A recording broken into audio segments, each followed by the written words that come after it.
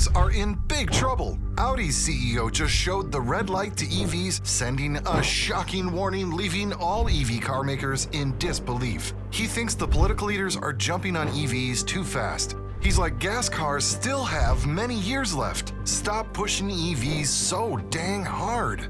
And get this, he didn't just send a warning. In fact, he full-on slammed the brakes on Audi's EV ambitions. But why is Audi's CEO warning us against EVs? Is there some sort of darker force at play behind political leaders banning gas cars? Come with me as I expose the true picture behind Audi's controversial opinion and why this might be a big gift for the middle class.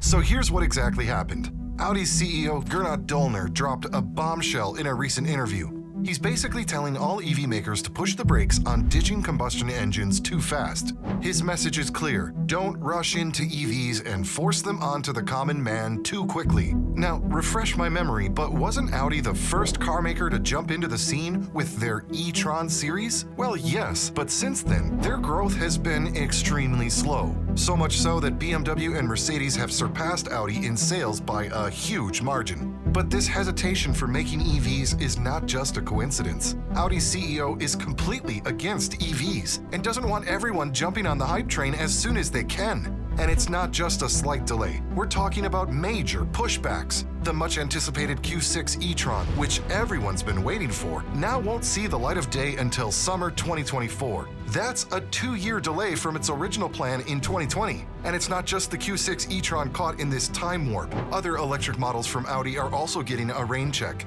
For instance, the A6 e-tron was supposed to make its grand entrance in early 2024, but now it's been pushed back to May. I mean, come on! Even Mercedes and BMW have already rolled out their EQE and i5 electric saloons. CEO Döllner is talking about an EV slowdown and not wanting to overburden the factories and dealerships with too much too soon. His exact words were, "We first looked at what order and density of launches the organization could handle, and then, in the end, we decided to spread it out to not overwhelm the team and the dealerships." It's like he's saying, let's not bite off more than we can chew. Audi, which is a part of the Volkswagen family, had this grand plan to launch 20 new models by 2026, and half of those were supposed to be EVs. But now, they're switching gears and focusing more on new internal combustion and plug-in hybrid models. Here's where it gets even more interesting. The new Audi CEO is stirring up controversies since he took over. This guy, who's previously worked with VW and Porsche boss Oliver Blume, is known for his confrontational style.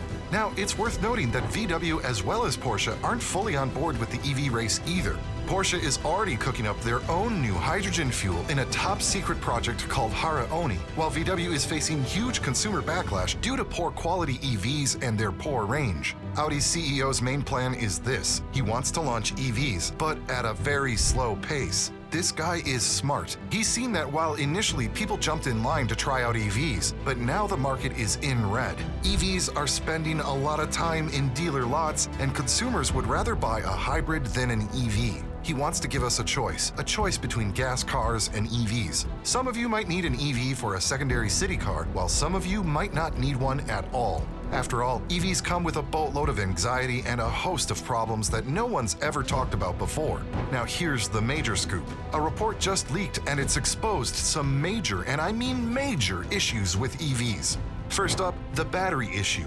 The battery is the heart of an EV, but it's having a bit of a meltdown. Think of it like this. You have a super high-tech phone, but the moment the weather gets a bit extreme, it starts freaking out. Well, that's what's happening with these batteries. They're not handling extreme weather all too well, with ranges dropping by up to 30%. All the while, the battery life is getting slashed. It's like having a racehorse that can't handle a bit of mud on the track. Next, let's talk about maintenance. You'd think EVs would be cheaper to maintain, right? But hold your horses. Some people are forking over up to $6,000 a year just to insure their EVs. According to Consumer Reports, EVs are about 97% more prone to maintenance issues than their petrol and diesel counterparts. That's not just a small bump in the road, that's a full-blown sinkhole. Now, let's talk about production overload.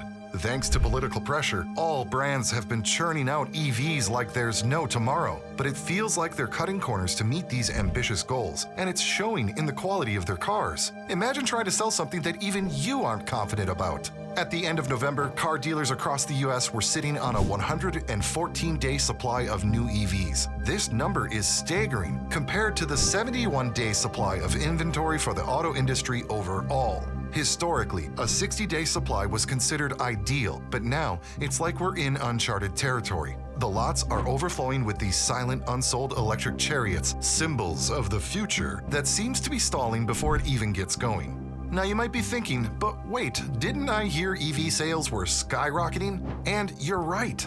Annual sales of electric vehicles in the US soared past the 1 million mark in November, a 50.7 year-over-year increase compared to 2022.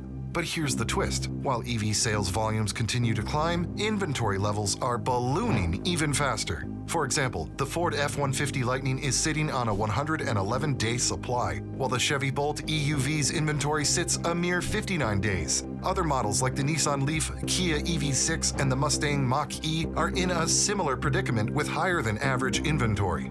Even Tesla, the EV giant, isn't immune to this situation. Despite the Tesla Model Y becoming the top-selling vehicle of any kind around the world in 2023, Tesla recently had to recall nearly all of its vehicles sold in the US for a software update. Dealerships are voicing concerns that a significant chunk of the US customers aren't ready to switch to an electric car. Nearly 4,000 dealerships across the country wrote a letter to President Joe Biden asking the administration to slow down on its electric vehicle mandates. The dealers are feeling the heat, with EVs stacking up on their lots. It's like being told to sell ice in the Arctic. Mercedes-Benz, Audi's biggest competitor, is also caught in this EV quandary. Mercedes-Benz electric vehicles are sitting on dealer lots for nearly 3 months before finding a buyer. It takes them an average of 82 days to sell their battery-powered EQ models, while BMW and Audi are faring slightly better. Dealers also feel that EVs lack the lust factor of Mercedes gasoline-powered flagship models. Our cars need to be want cars, one executive said.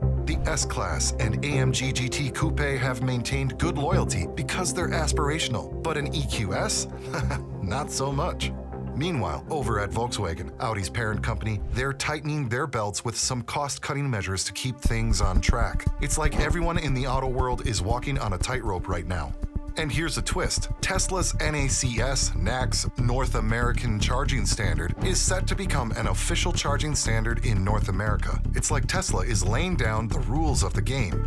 So what did Audi's CEO say that's got everyone talking? In an interview, Dollner mentioned spreading out the EV launches to avoid overwhelming their team and dealerships. It's like he's trying to navigate a ship through a storm without losing any of the cargo. This strategic shift, confirmed by Dollner, is all about avoiding bottlenecks in production and sales. Audi is under pressure to revamp its lineup, especially with Mercedes and BMW gearing up with their new EV models. But it's not just about launching new models, it's about doing it right. Despite the hiccups with the Q6 e-tron, Audi is sticking to its guns with plans to introduce 20 new models by 2026, half of them fully electric. But the real challenge lies in marketing these EVs. It's a maze of high costs, patchy infrastructure, regulatory changes, and the rise of Chinese EVs in the market. Still, Dollner seems confident about Audi's future. He's banking on a mix of EVs, plug-in hybrids, and internal combustion engines to navigate Audi through this transition.